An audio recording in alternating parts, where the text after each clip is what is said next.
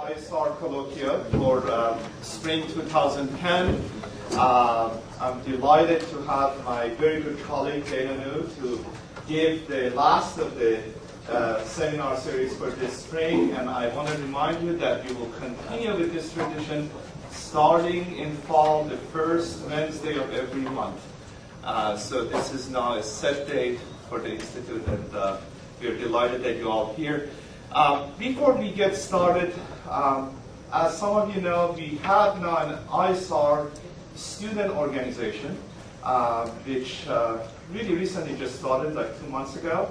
And they have a very brief announcement that they want to share with you. And then we go to the seminar. Hi, I'm Kostas. I'd like to make a short announcement of the organization. Maybe you have received that flyer, those people who are on the mailing list. So basically, we were just formed a few months ago, and our primary functionality is to make students aware of the different research activities and opportunities within ISR. And we are planning one of our events. You will hear more about it on Monday on our welcoming speech. But we're planning an event. We're trying to invite faculty within ISR from different disciplines and have them give like a 15 to 20-minute presentation about the research activities. It's a high-level discussion, not too much technically intensive.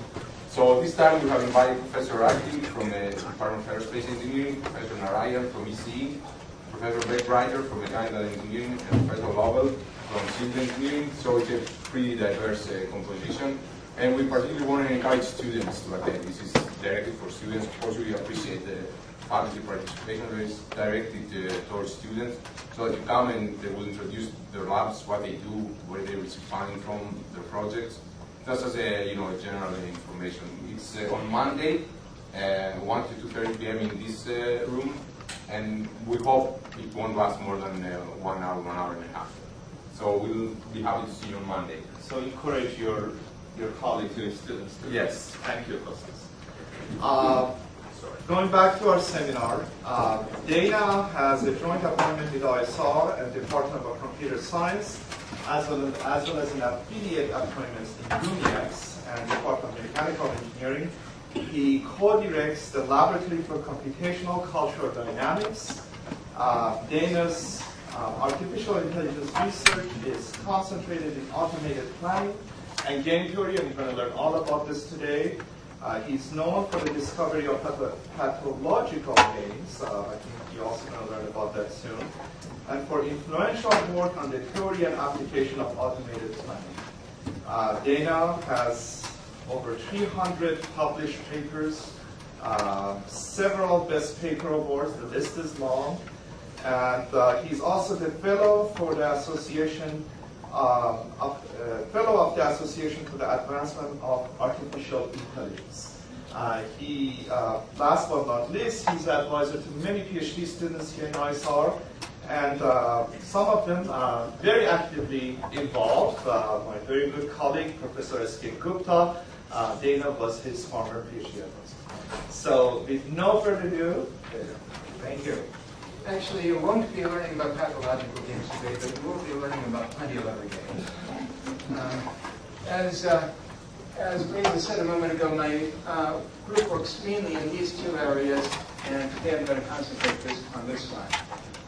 Today I'll talk about what the title slide said, evolution of state dependent risk preferences, and we'll also summarize work on 2 other topics. First, the state dependent risk preferences work. Suppose you had to choose between 2 lotteries.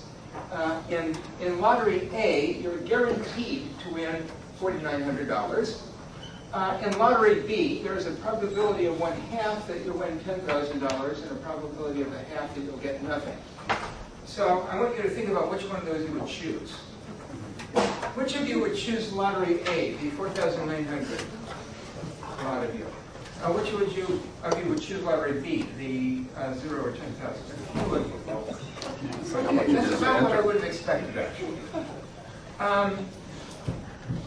In decision theory, a widely used decision-theoretic criterion is to choose the option that maximizes the expected value of the outcome. And from this point of view, lottery B looks better because its expected value is 5,000 and lottery A is only 4,900. However, lottery B also has a higher risk, and people often are risk-averse. We're more likely to choose an option whose expected value is lower if it avoids the possibility of an undesirable outcome. However, there also are a few situations where people are risk-seeking, namely choosing a risky option if it offers the possibility of escaping from a bad situation. One example in football is the so-called Hail Mary pass, where you throw the ball far forward, hoping somebody on your team will capture it. You do this in desperation because you're losing the game and you only have a small amount of time left. Well, human risk behavior has been the subject of a lot of study. There's a whole field called behavioral economics about it, including various descriptive models of human decision-making. An economist named Daniel Kahneman got the 2002 Nobel Prize for his work in this area. And the main point, or one of the main points, is what I was illustrating a minute ago. Human risk preferences are, it should be human, not humans, are state dependent. If you like your current situation, you're likely to be risk-averse. If you really dislike your situation, then you may be risk-seeking. So the question I want to talk about is how could such risk behavior have become prevalent? Might there have been some kind of an evolutionary pressure that influenced this? So we looked at this through an evolutionary simulation, which is basically a repeated stochastic game. I'll try to explain what that means in a minute, in which the structure is intended to model certain aspects of evolutionary environments. So it consists of a number of what are either called stages or generations. At each stage, there is some set of agents. K total number of agents is the population size. The agents interact in some way that is set up game theoretically. Different agents use different strategies, which would be ways of choosing the actions that they use to interact.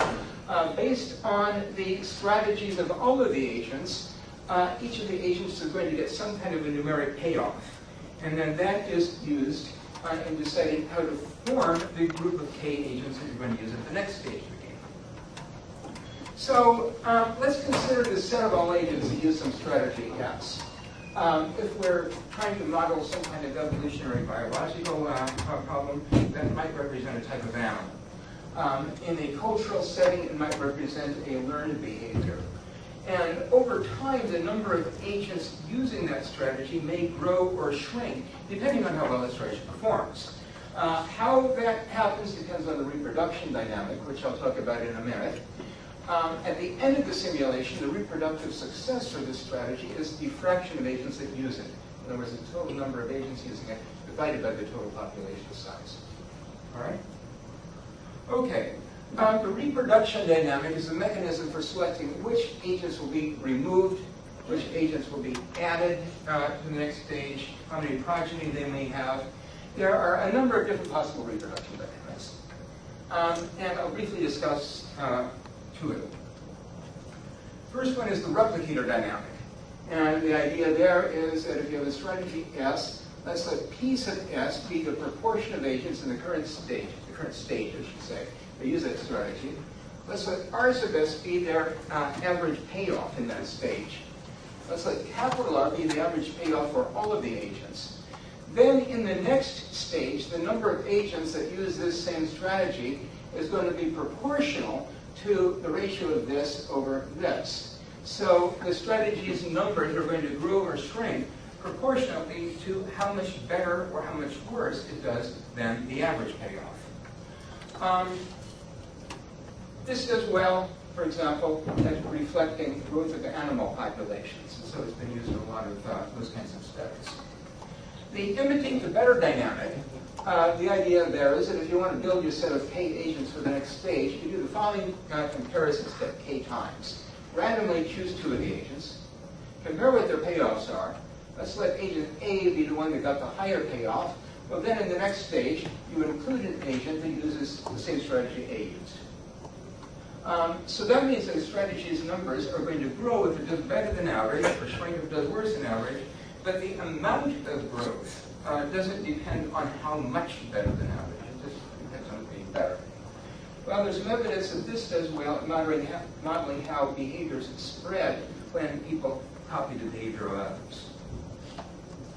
others. So now, let's look at, I'm going to start setting up a very simple evolutionary game, simple lottery game. So at each stage, an agent needs to make a choice between two different lotteries. One of them is the safe lottery, that gives you a guaranteed reward of 4. The other is the risky lottery, and with probability 0.5, you'll get a payoff of 8. With probability 0.5, you'll get a payoff of nothing. All right? So this is a little bit like those two lotteries that I set up at the beginning of the talk, except in this case, they both have the same expected payoff, namely 4. So there are two pure strategies. Pure is the game theoretic word for a deterministic strategy. One is to always choose the safe lottery. The other is to always choose the risky lottery. There can also be many different mixed or randomized strategies. Basically, one for any probability p in the interval from 0 to 1. You could try choosing that risky lottery with probability p or the safe one, of course. Okay? What I'm mainly going to look at, however, is pure strategies. So let's look at the lottery game using the replicator dynamic. At each stage, the average payoff of both the safe and the risky strategies is going to be 4. If you're the safe strategy, you're going to go this way, you'll always get 4. If you use the risky strategy, you'll go this way, and on the average, you'll get 4. So therefore, on average, each strategy's population size should stay roughly constant. And we verified that by evolutionary simulations for these two strategies. What happens here is the x-axis is however many generations we've gone. The y-axis is the number of strategies of each type. So we start out with exactly 1,000 of each type. And it varies a bit up and down, but it remains near 1,000 for each of them. If we had used any of the mixed strategies, we would have gotten similar behavior. Now let's use the Imitate Dynamic. So what we do is we pick any two agents, and let's let S and T be their strategies. Regardless of what those strategies are, each of the agents has an equal probability of getting a higher payoff than the other. If we go back to this, two of these, they're always going to do the same. One of these, half the time this is going to be higher, half the time it'll be lower. Two of these, again, half the time, sorry, not half the time, but equal amounts of time they'll be higher or lower, and then there'll be a certain amount of time they're the same. Okay, so,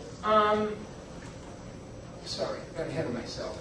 So again, each strategy's population size should stay roughly constant. And we verified that through another simulation. Again, you start out with 1,000 of each kind, and it stays about the same. Okay? All right, so now let's look at a Dumbled lottery game. At each stage, the agents make 2 rounds of lottery choices. So you need to choose between the safe lottery and the risky lottery and get your payoff. Once you have done that, no matter what this payoff is, you need to make another choice between a safe and a risky lottery that behave the same way. So here are all of the various choices that you can make and the payoffs that you get. Yes? So with a single lottery, you're saying that it's state independent. There's no direction. Right. In a single lottery, there's only, if we're looking at pure strategies, there's only these one, it always does safe or always does risky. And they both have the same performance, basically. In this case, we're going to get a lot more strategies, and some of them are going to have different performance. Because there's now some sort of stages. Yeah, I'll get to that in just a minute. We're actually anticipating something a little more in the slides. Okay? Other questions? All right. So now there's 6 pure strategies. One of them is to choose the safe lottery the first time, safe lottery the second time. You don't have down here. Choose safe then risky. First choose safe here, then choose risky here. You look at one of these. Choose risky then safe. So you look at this. And then regardless of which one of these you reach, you choose safe.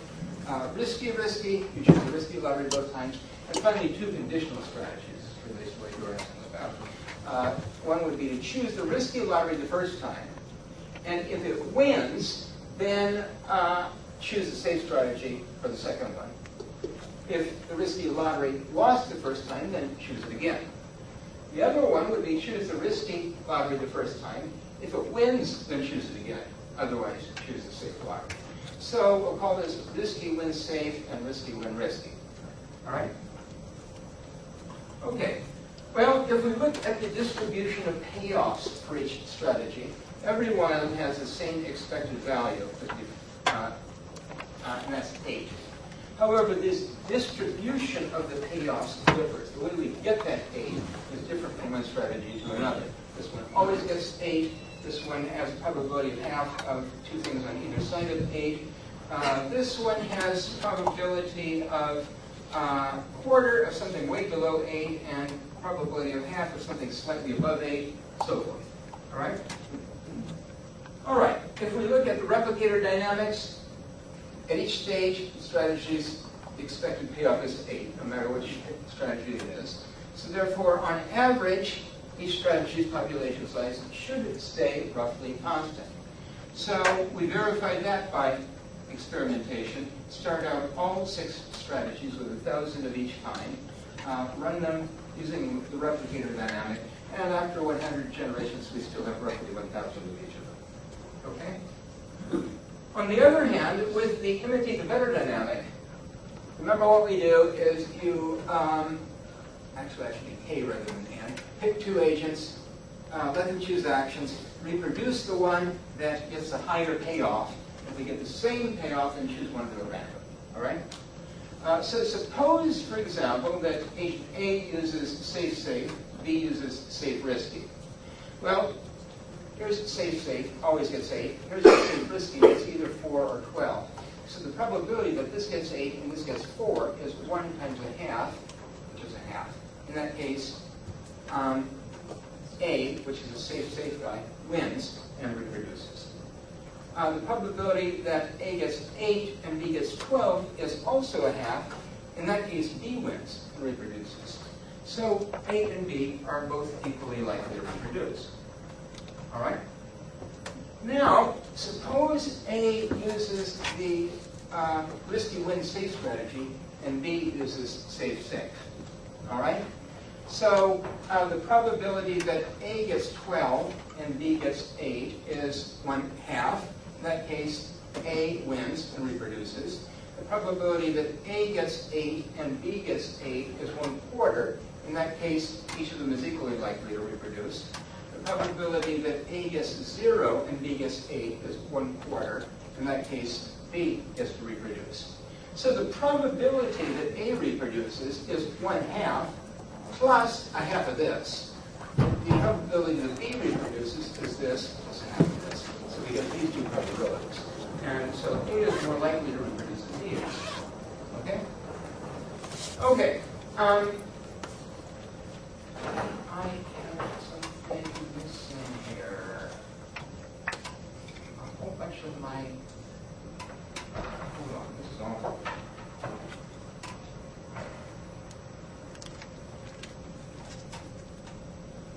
Some of my slides disappeared. I don't know what's going on. Let me see if I can find another copy of it.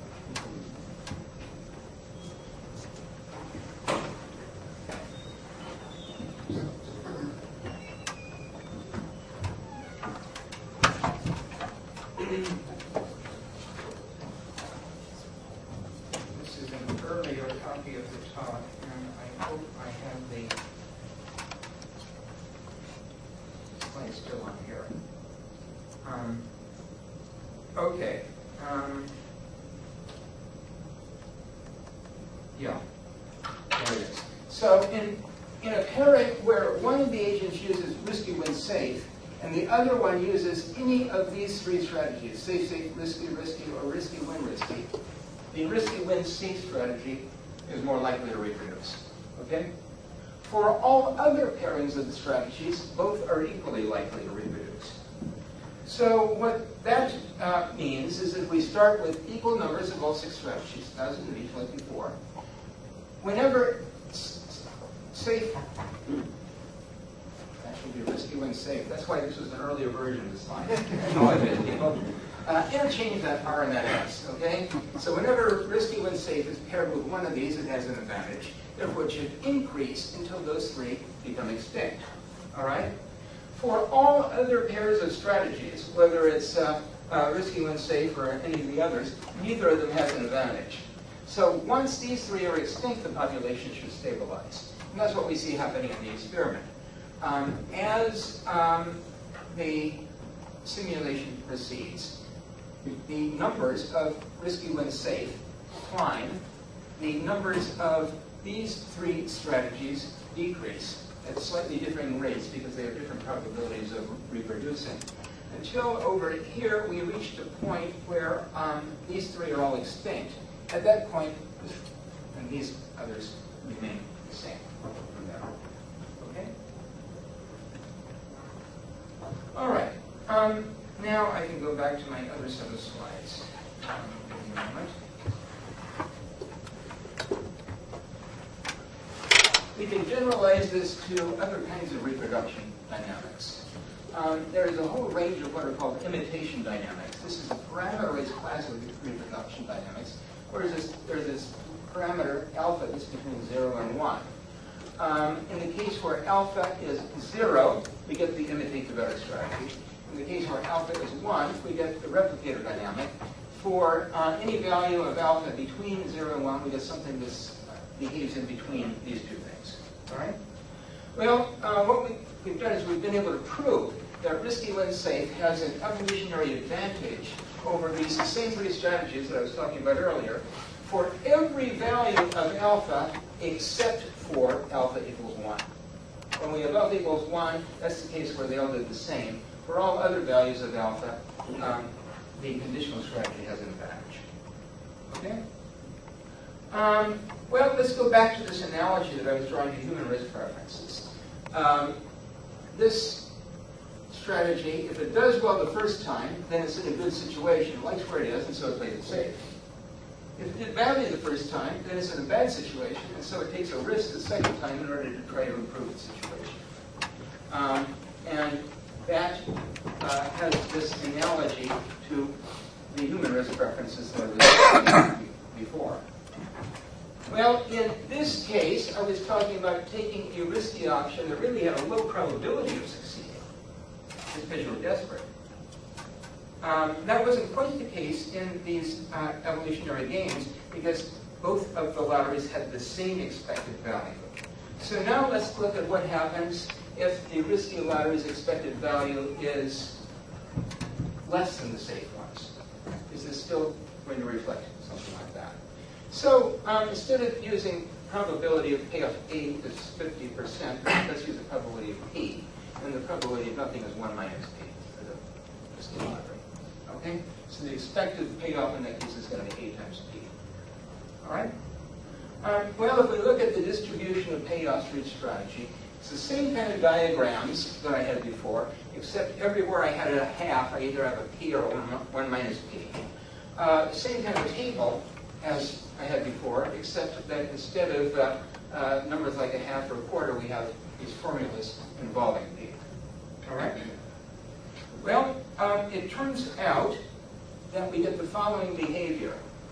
If P, this probability of the risky lottery being a win, is in between, it looks like about 3.9 and about 5.9, then the conditional lottery does better than both the risky and the safe lottery. If the probability of the risky lottery winning is above about 5.9, then the risky lottery is paying off so well that if you play risky both times, you're actually going to do better than the conditional strategy.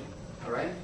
If the probability of the risky lottery winning is below about 0.39, then the risky lottery is doing so poorly that you're better off just doing the safe strategy each time.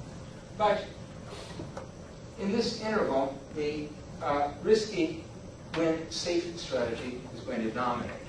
As an example, if we have a probability of 0.4 for the risky lottery winning, then its expected payoff is 3.2, versus 4 for the safe lottery.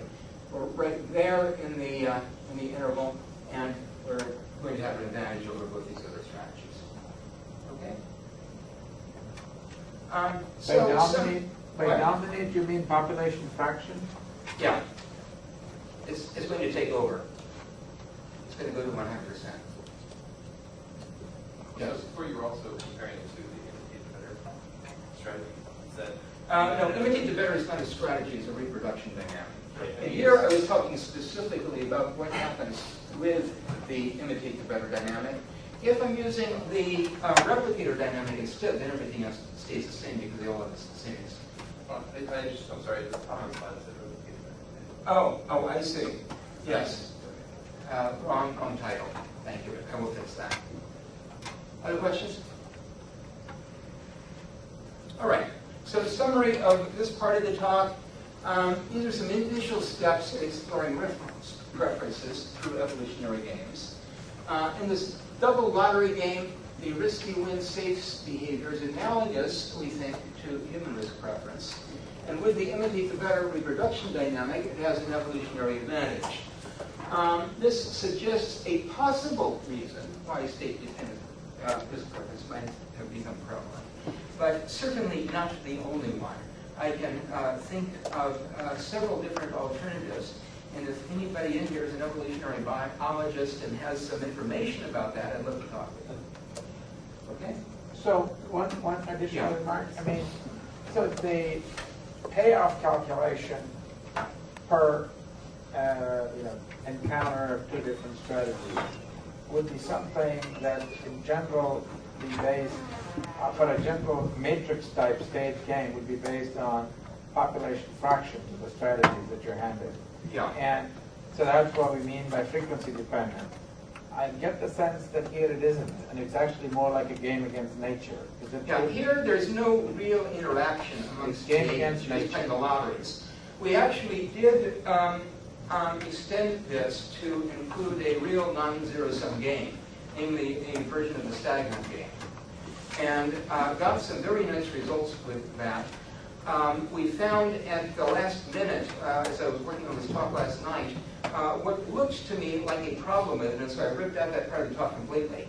I got a chance to talk with Patrick, my PhD student, this morning, and he convinced me that that part was actually okay, but by that time I'd already ripped it out, and so I don't have that to talk about. Okay?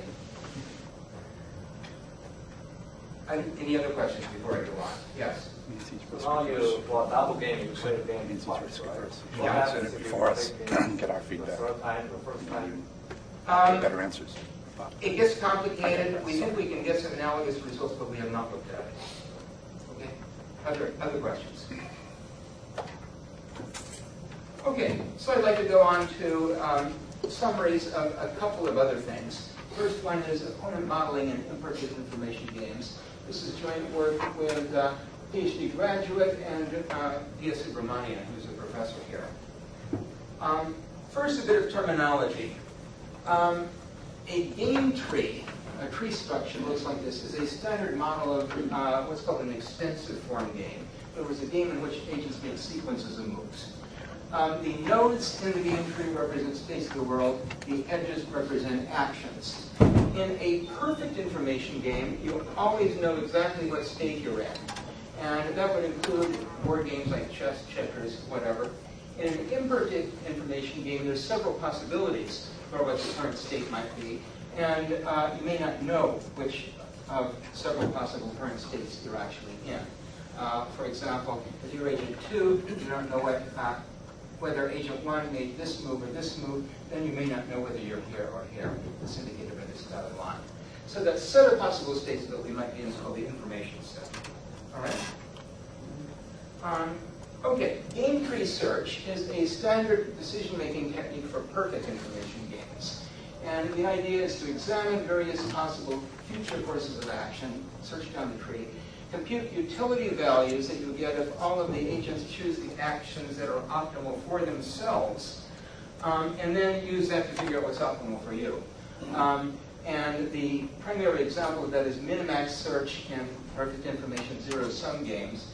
There, at nodes where it's your move, you compute the maximum of the values of the trail nodes, it knows where's the opponent's move to compute the minimum of the values of the shadow. Okay? Let me talk about a couple of opponent models. First one is the paranoid opponent model. The idea is that every game tree search algorithm is going to use either explicitly or tacitly some kind of model of what the opponent is going to do. And the minimax algorithm that I just mentioned is the equivalent to this paranoid model. It assumes that every time it's the opponent's move, the opponent is going to choose the move that you think is worse for you. All right? And since this is a zero-sum game, that's the same as the move that they think is best for them. Well, that follows from the standard game theoretic notion of a rational agent. I won't go into that, but if you know what a rational agent is, you probably know what I'm referring to. A criticism of this is that the opponent may not actually have the ability to decide what move is the one that's worse for you. But in many decades of experience with computer programs to play games like chess, checkers, and so forth, this paranoid assumption has worked so well, it's just taken for granted. This criticism is largely ignored. Okay?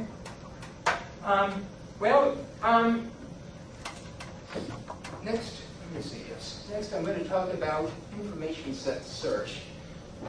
We have in our papers a long and messy derivation of this long and messy formula. What this ends up being is a provably correct formula for doing game tree search in an imperfect information game. There were some previous algorithms that tried to do it. They all, as far as we know, had various theoretical and practical problems, and this overcomes those problems. One of the things that it does is it has built into it a model of the opponent as an explicit parameter, what their strategy is, and then it computes a best response to that strategy. Well, that allows us to compare different opponent models to see how well they work. So let me talk about another opponent model. That is the overconfident opponent model. I'm not sure how well this shows up, but this is a cat trying to attack an eagle. Believe it or not, I found both that illustration and this one just by doing a web search. So the overconfident model assumes that the opponent is making moves completely at random. One criticism of this is, it seems very unrealistic. Are you really going to expect the other agency you deal with to be that stupid? Why would we ever want to consider this? Well, it turns out, actually, this model can work pretty well. A hero we were able to show is that in a perfect information game, the overconfident model produces exactly the same play as the paranoid model. I think that's actually a perfect information zero-sum game. I like that out of the wording. And an experimental result that we have in addition to that is that in imperfect information games, the overconfident model actually does better than the paranoid model. As an example, I'm going to talk about a game called Preachfield. This is like a combination of chess and battleship. You're playing chess, but you don't know where your opponent's pieces are. The game was invented by a Prussian military officer in the 1800s. It became a popular training exercise for military officers in a number of countries. So it's kind of the granddaddy of all modern war games. There's a few ways that you can get information about the opponent's pieces, but not very many, so there's a lot of uncertainty as to what the currency of the game is. We put together an algorithm called KBOT, which uses that information set search formula that I showed you a few minutes ago. It won a silver medal at the 11th International Computer Games Olympiad. That's actually somewhat less impressive than it sounds. There were several people writing computer programs to play Kriegspiel. We were trying to persuade various other people to enter the competition, and some of them didn't want to because they weren't confident that their programs would do well enough. It ended up with there being only one other program in the competition. They got the gold medal, we got the silver.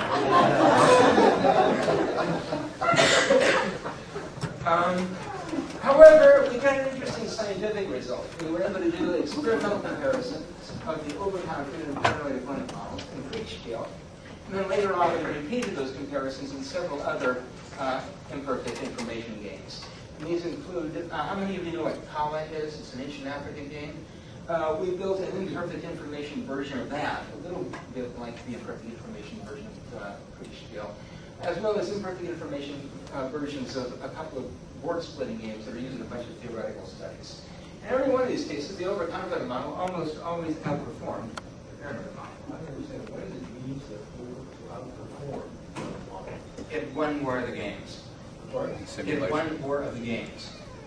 I don't have a... What is the model doing? I mean, in other words, if I assume the opponent is overconfident, Yes. but the opponent is actually paranoid, Yes. in that case, We tried it that way.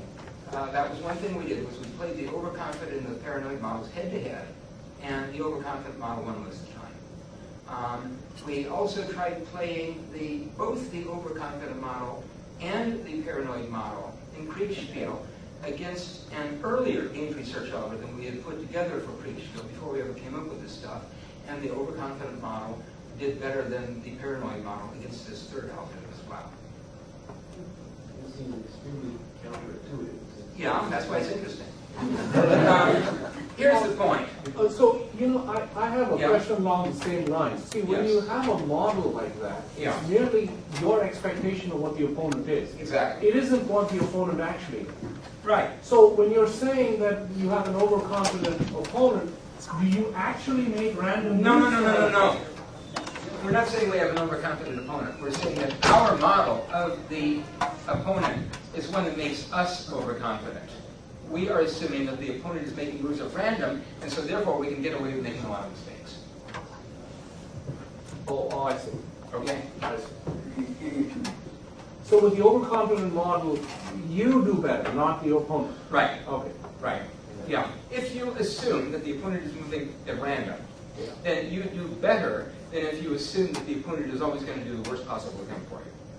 All right? Getting back to your question, part of the intuition behind that is, come back to this question of whether the opponent really has enough the capability of figuring out what is the worst possible thing for you. In a perfect information game, like chess, that's going to depend mainly on their computational ability.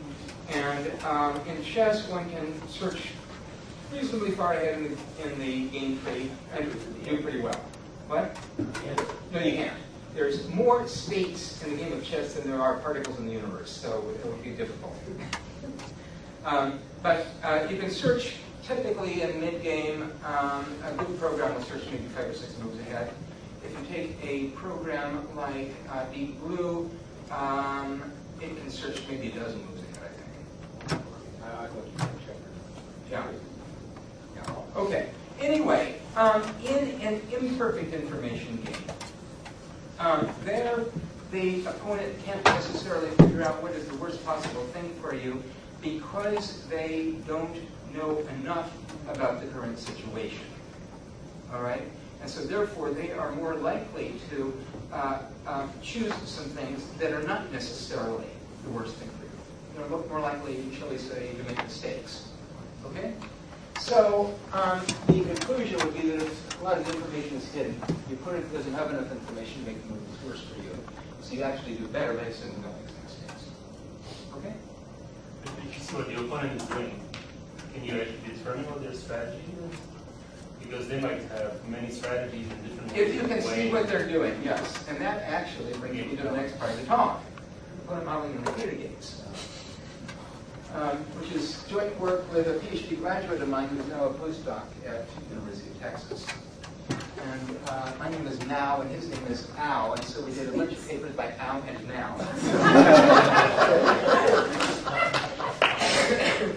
Okay, so repeater games are used by game theorists, economists, social behavioral scientists as highly simplified models of various real-world situations. And there's a bunch of them.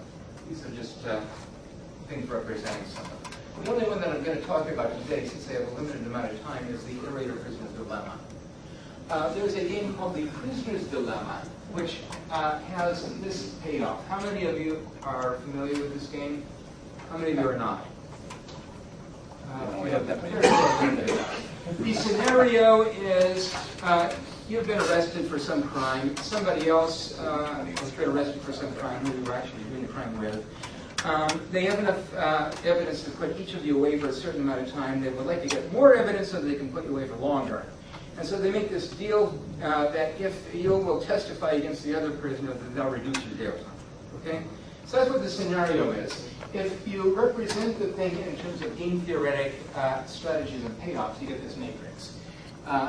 One of the agents, agent 1, has two possible actions. Either cooperate with the other agent, which means refuse to testify against them, or defect, which means go ahead and do what's bad for them. Save your own skin. The other agent has the same choice between cooperating and defecting. If both agents cooperate, they each get a payoff of 3. Basically, this is the negative of how many years they would be away in jail. If I cooperate and you defect, then I get nothing. In other words, I have to go to jail for a long time. You get 5, which basically means you go to jail immediately. All right? If I defect and you cooperate, then I get 5 and you get nothing. If both of us defect, then we each get a payoff of 1. All right? Suppose you are agent 1 and you don't necessarily trust what agent 2 is going to do, and you're trying to figure out what's the best move for me. You can reason as follows. If agent 2 cooperates, if I cooperate, I get 3. If I defect, I get 5, so I'm better off defecting. All right? If agent 2 defects, if I cooperate, I get nothing. If I defect, I get 1, so then I'm still better off defecting. So the dominant strategy for me is defect. Similarly, agent 2 is going to reason the same way. Their dominant strategy is defect. So we get what's called the dominant strategy equilibrium of both players defecting. And what's ironic about that is if they had both cooperated, they both could have done better. All right? So the iterator business dilemma is where you play this game repeatedly against the same opponent. And if you do that, some more interesting behavior emerges, because there can be things like, well, if I cooperate with them this time, then maybe they'll be nice to me next time and cooperate with me. If I defect this time, then maybe they'll punish me next time by defecting.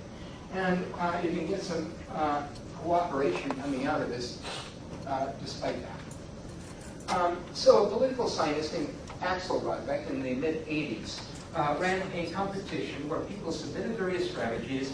He ran them in a tournament, and he published the results in a book called The Evolution of Cooperation. The best strategy in his tournaments was something called tit for tat. And what it does is, on the first iteration, it cooperates. From then on, in the current iteration, it will do to you whatever you did to it in the previous iteration. So if you were nice to it last time, it will be nice to you this time. If you were bad to it last time, it will be bad to you this time. All right? So the reason tit for tat did well was it could establish and maintain advantageous cooperations with many other agents, and it could prevent malicious agents from taking advantage of it. Okay? Well, in Axelrod's book, he described one real-life analogy to the iterative business dilemma: the trench warfare in World War I. So here's the German infantry in one trench, here's the British infantry in another trench, no man's land in between, where you don't want to venture into because you're going to get shot. These two sides supposedly were enemies, but they actually had the same kind of incentive to cooperate that I was just talking about. If you're one of the infantry, you can say to yourself, well, if I shoot at them, they're going to shoot back and I might get hurt. If I just leave them alone, then maybe they'll leave me alone, we'll both be okay. So even though they were supposed to be enemies, they avoided attacking each other. If their commanding officers would tell them to attack, they would sort of act like they were attacking, but sort of deliberately trying not to hurt the others. This is certainly not the only reason, but one of the reasons contributing to how long World War I went on. Now, let's take a look at a modified version of this, the iterative business dilemma with noise. In a noisy environment, there's a non-zero probability, for example, 10%, that a noise gremlin is going to change some of the actions, so that it may change a cooperate to a defect or vice versa. Well, depending on how you do the scoring, you can either use this to model accidents, where you were trying to cooperate with the other person, something went wrong and you didn't, or you can model misinterpretations, where you actually did cooperate, but they didn't realize you did. All right? Well, going back to the World War I trenches, here's an example of noise that Axelrod talked about in his book. This was taken from a British Army officer. He heard a lot of shouting, went out to see what was going on. The British and the Germans were getting ready to do combat. A salvo came in from their artillery unit. Didn't do any damage, but got the British mad. And a German at that point stood up and said, "We're very sorry about that. We hope nobody was hurt. It's not our fault. It's that damn Prussian artillery." So the artillery salvo, the infantry, the artillery were two different units. The infantry didn't want this. They didn't expect it. From their point of view, that was noise. Okay? So noise makes it hard to maintain cooperation.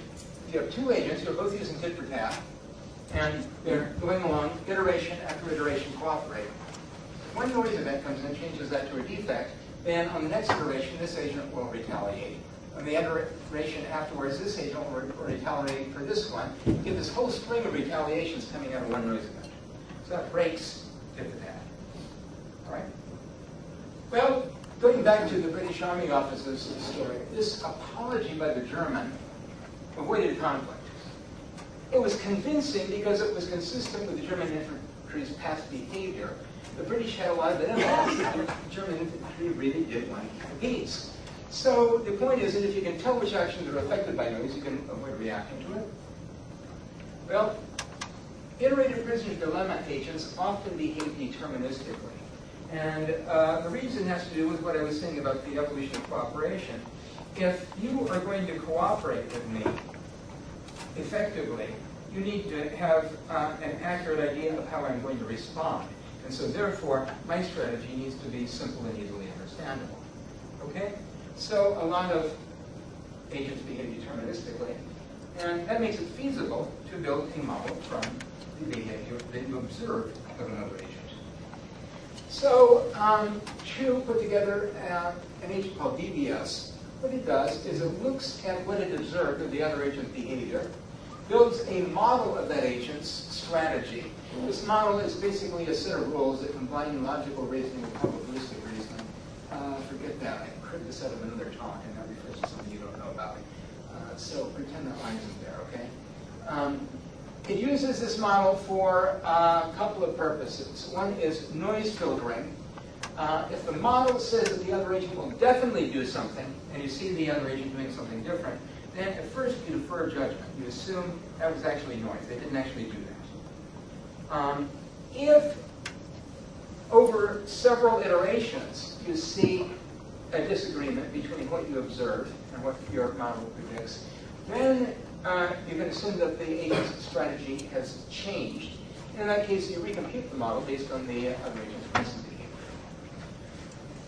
The other way that the agent uses the model is for move generation. At each turn, it searches a game tree in which it uses the behavioral model to predict what the other agent's moves are going to be in that game tree. And there's some clever techniques for doing that efficiently. I'll skip the details because I'm low on time, but that's basically what it does. Well, there was a 20th anniversary Iterator Prisoner Dilemma competition in 1985. Well, this is 21 years after the famous competition, but I guess it took them a little while to wrap up. One of the categories in this was the Iterator Prisoner Dilemma with noise. There were 165 programs that participated in this competition. Various versions of the DBS strategy dominated, of all 165 programs, dominated the top 10 places. However, there were a couple of agents that did better than DBS did. And they both used a very interesting approach that I want to tell you a little bit about, called the masters and slaves strategy. The idea was that if you were going to enter a program in a game, you could actually enter up to 20 agents. And some people took advantage of this by entering agents that could recognize each other. At the beginning of the game, the agent would send out to whoever is playing against a certain prearranged sequence of cooperates and defects to identify itself. If the other agent saw that, they would say, ah, that's one of the people on my team. So you've identified it. So once they identified each other, they worked as a team consisting of one master and 19 slaves. When a slave played with his master, well, this was kind of like a mafia boss. The slave gave all his money to the master. When a slave played with anybody else, it defected to prevent that alteration of debt points. Okay? So these were two masters in two different master and slave teams. Some analysis we did afterwards. The masters did well at the expense of their slaves. The slaves were feeding points to the masters, so the average score of the agents in the entire team was a lot lower than DBS's. If the two highest scoring agents had each been restricted to have 10 or fewer slaves rather than 19, DBS would have come in first. And if they hadn't had any slaves, they would have done badly. In contrast, DBS didn't have slaves. There were several versions of DBS in the competition. The only reason for that was that Chu wasn't sure which of his parameter settings were going to work well, and so he decided to try and settle with them. None of these agents knew the others were there at all. The reason that DBS did well was because it established cooperation with a lot of other agents, and it couldn't do that despite the noise because it photographed the noise. Okay, so summary of this part of the talk, it talked about the IPD with noise, the DBS algorithm, what it does, and how well it works. That brings me to the end of my talk. So, as a quick review, I've talked about three different topics. One is the state-dependent risk preferences and a possible mechanism for how they might evolve. Opponent modeling and imperfect information games. In particular, the information set search algorithm and the two different opponent models and how they compare to each other. Finally, opponent modeling and repeated games, in particular the noisy version of the IPD and the DBS algorithm and how to do it in competition. Okay. Are there any questions? Thank you.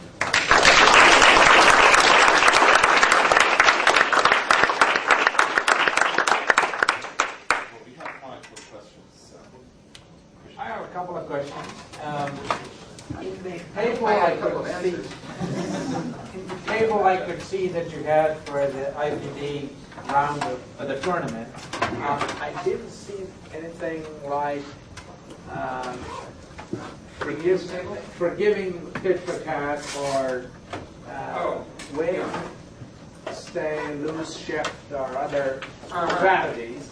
And Yeah. are you going to tell us anything about how they did or bad? They didn't do real well. What happens with those is just a little bit of background for the rest of you. The strategies that he mentioned are basically some techniques for trying to maintain cooperation when there's noise going on. What forgiving tit for tat does is it'll only punish you if it sees you defecting twice in a row, rather than punishing you the first time. So if there's a single noise event, it doesn't react to that. With these kinds of strategies that try to be more forgiving, yes, they can be more forgiving and maintain cooperation, but they can also be taken advantage of by some of the other strategies. And that seems to be what happened. I haven't looked at the entire set of tables for all 165 participants, but they certainly did not make it into the top 20. This brings me to my second question. In your talk, you didn't say anything about stability. And that is a big story in evolutionary games. Yeah. I mean, does that get any way explored in these kinds of tournaments or in your own work?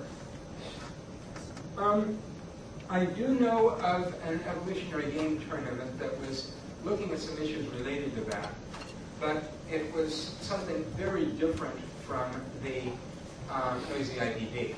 And we actually have done some work on that I'm pretty proud of, and one of the students who did the work is here in the room, but I didn't talk about it because it would have taken a long time to explain.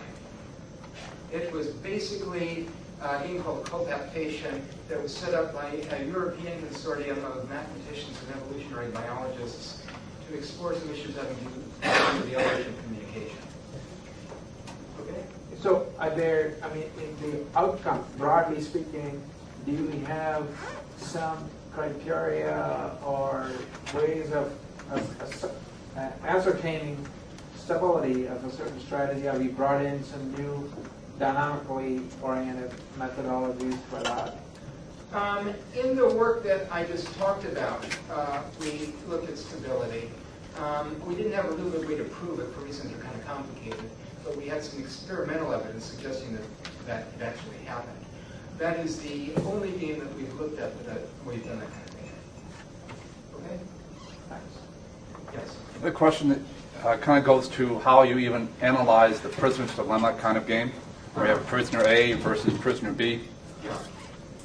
What if you analyze it more as the prisoners as a set versus the prison keepers? That is the game, sort of a meta game than what you're looking at. How would that differ in your analysis? It depends on how you set up the payoff matrix. Well, you can do whatever you want. How would you analyze it? Well, you can analyze these things in several different ways. One is to compute equilibrium strategies. And I talked about computing the dominant strategy equilibrium. There's something a little bit weaker that you can compute called the Nash equilibrium. There's various other kinds of equilibrium.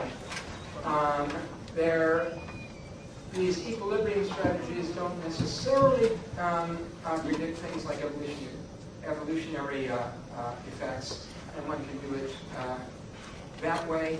You know, there's just a whole bunch of different ways of doing this, and it's difficult for me to give any real answer without knowing the specifics of the payoff matrix. I'm sorry. Yeah. If we talk about emergence of cooperation between more than two agents in one time, is there any experimental study of games with more than like n person, 4%, 3%? Yeah, I can think of several things. One is there are some multiplayer versions of the Iterator prisoner's dilemma, and they're set up in various kinds of ways, and some studies have been done on that. The other is if you look at a situation where a set of agents want to enforce some kind of behavior and are willing to do so even at the cost of losing some points themselves, there's some mathematical proofs that up to a certain limit you can do that. Okay?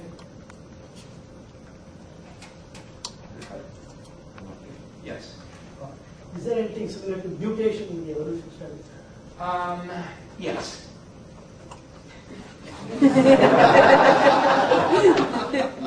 Not in the games that I've looked at, but certainly people who do things with evolutionary games, that's one of the things that they simply do. I think it often tends to be kind of ad hoc, but things like that have been investigated and looked at. Okay. Other questions? Yeah. So, thinking in terms of neuroeconomics, you'll get very different results if you, with a lottery, if you tell people $4 versus $8, or 4,000 versus 8,000, Yes. 4 million versus 8 million. Yeah. With my kids, you know, if I say I'll give you $10 next week, might as well just say never. So is time discounting, or do you have any applications? I mean, how do you put in the value that people associate with different dollar amounts and what time discounting? Not being an economist, I haven't even looked at that.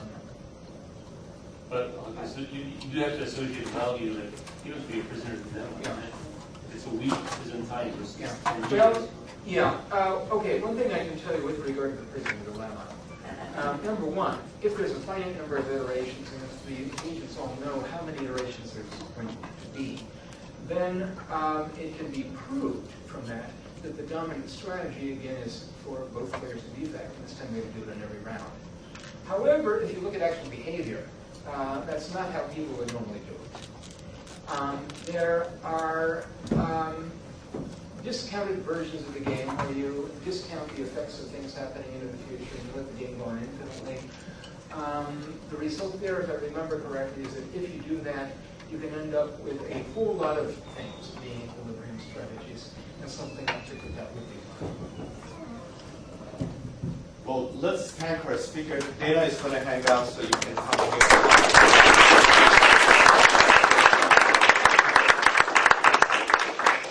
Just the last announcement. Our next colloquium would be the first Wednesday of September, which is September 1st, and we'll continue with this wonderful seminar.